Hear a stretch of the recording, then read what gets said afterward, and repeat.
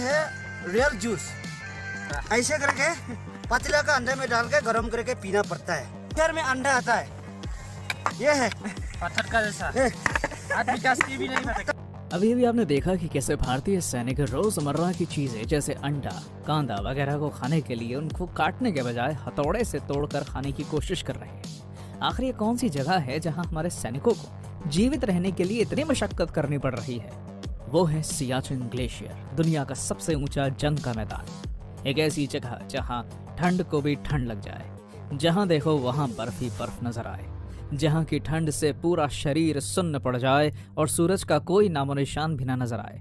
क्या आपने कभी सोचा है कि कैसे हमारे सिपाही -70 डिग्री सेल्सियस के ठंडे तापमान में भी हमारे देश की रक्षा में खड़े रहते हैं? तो आइए जानते हैं इस वीडियो में कि कैसे हमारे देश के वीर सिपाही सियाचिन में जिंदा रहते हैं।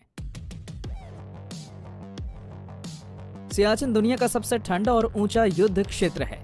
सियाचिन ग्लेशियर को गुलाब की घाटी भी कहा जाता है क्योंकि बालिस्तान के पास वाले इलाके की बाल्टी भाषा में सिया का मतलब होता है गुलाब और चुन्न का मतलब होता है ज्यादा।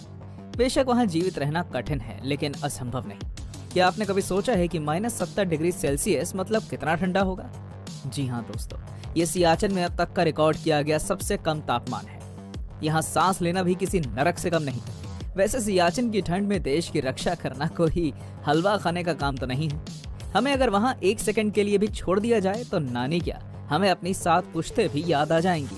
सियाचिन में 80 सेंटीमीटर से भी ज्यादा बर्फबारी हो सकती है। सियाचिन हिमालय के पूर्वी काराकोरम पर्वत में स्थित है, जिस पर भारत और पाकिस्तान दोनों दावा करते हैं। हमारे जवानों को इतनी भीषण ठंड वाले इलाके में क्यों तैनात किया गया है, ये जानने के लिए हमें जाना होगा 80 के दशक में, जब पाकिस्तान की नजर 33,000 वर्ग किलोमीटर में फैले हुए सियाचिन ग्लेशियर पर थी।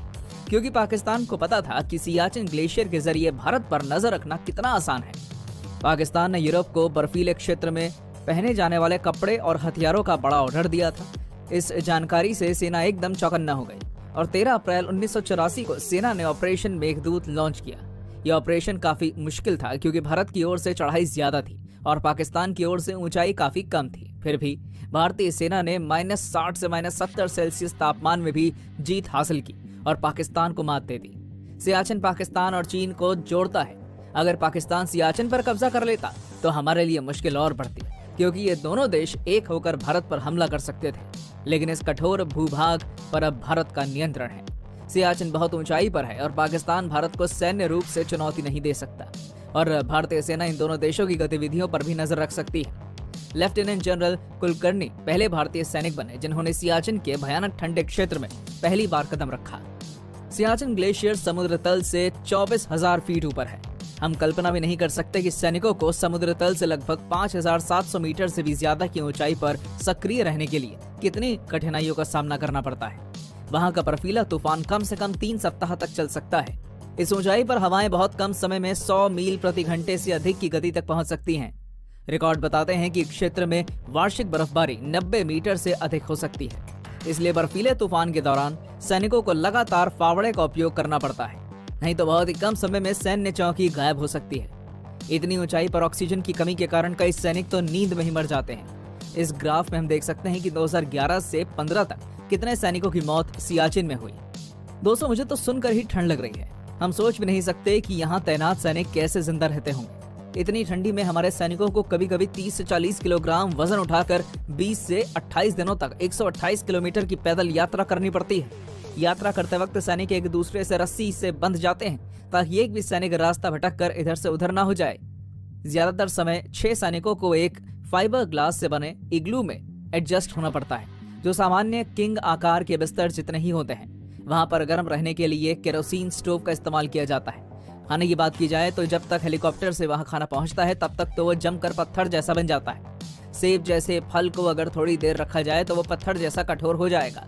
उन्हें खाने के लिए जमे हुए अंडे, प्याज, अदरक मिलते हैं, जो इस हद तक जमे हुए होते हैं कि उन्हें काटा नहीं जा सकता और उन्हें हथौड़े से तोड़ना पड़ता है। सियाचिन में सैनिकों को खाना पैक करके दिया जाता है, जिसे पानी में उबालकर पकाया जाता है।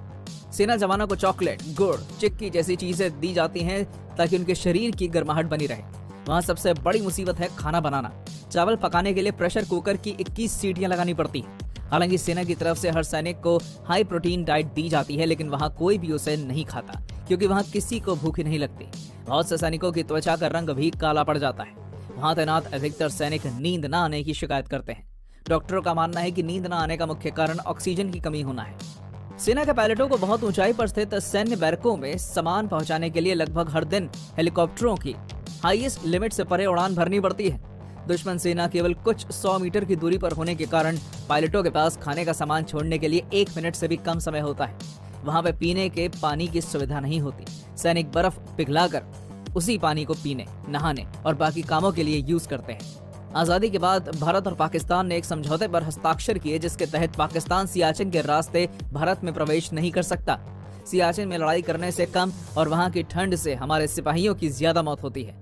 1984 में कठोर पर्यावरणीय परिस्थितियों के कारण सियाचिन में 33 अधिकारियों सहित 869 सैनिकों की मृत्यु हो गई थी और यह हमारे केंद्रीय रक्षा मंत्री इंद्रजीत सिंह ने 2015 में लोकसभा को पत्र लिख करके कहा था।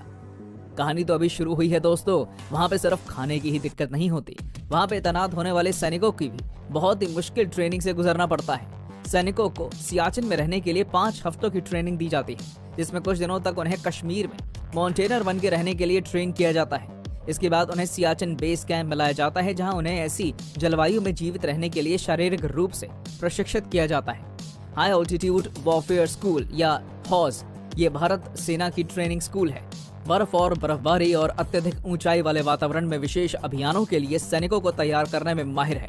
इसके परिसर में एक अलग दुनिया है जो मानव शरीर और आत्मा को परीक्षा में डालती है। ट्रेनिंग के पहले सप्ताह में पीठ पर थोड़ा भार लेकर लगभग 1.5 किलोमीटर की छोटी पैदल यात्रा शामिल होती है, जो जल्द ही 2 सप्ताह के बाद 5, 10 और 15 किलोग्राम तक बढ़ जाती है। यहाँ तक कि दूरी बढ़ने और छात्रों को स्कीइंग से परिचित कराया जाता है। अपने जीवित रहने के कौशल के अलावा 72 घंटों के लिए छोड़ दिए गए छात्र या तो इग्लू या पेड़ के आश्रय में डेरा डालेंगे।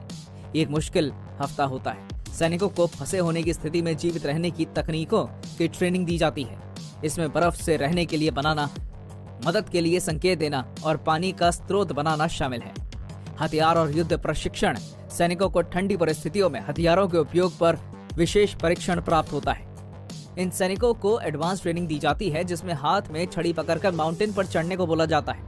कभी कभी हमारे सैनिकों को जान जोखिम में डालकर गहरी खाई भी पार करनी पड़ती है, जिनको वो किसी लकड़ी या सीढ़ी के सहारे पार करते हैं। इतनी भीषण ठंड के माहौल में दुश्मनों से हमारी रक्षा करने वाले हमारे सैनिकों की सुरक्षा के लिए सरकार प्रतिदिन कई करोड़ रुपए खर्च करती है।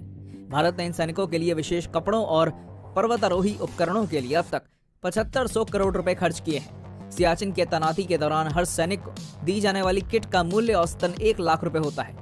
उसमें से 28,000 रुपए खास कपड़ों, 13,000 रुपए विशेष स्लीपिंग बैग, 14,000 रुपए दस्तानों और 12,500 रुपए जूतों के लिए जोड़ों पर खर्च होते हैं। हमारे सेना के जवान यहाँ की बर्फबारी में भी खुद को मजबूत बनाते हैं। दोस्तों, सियाचिन में सेना का काम हर किसी के लिए सराहनीय है। हमारे जवानों का समर्पण और उनका त्याग बहुत प्राउड फील करवाता है। उनकी अद्भुत ताकत और साहस को सलाम है।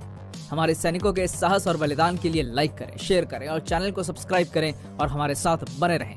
धन्यवाद। जय हिंद, जय भारत।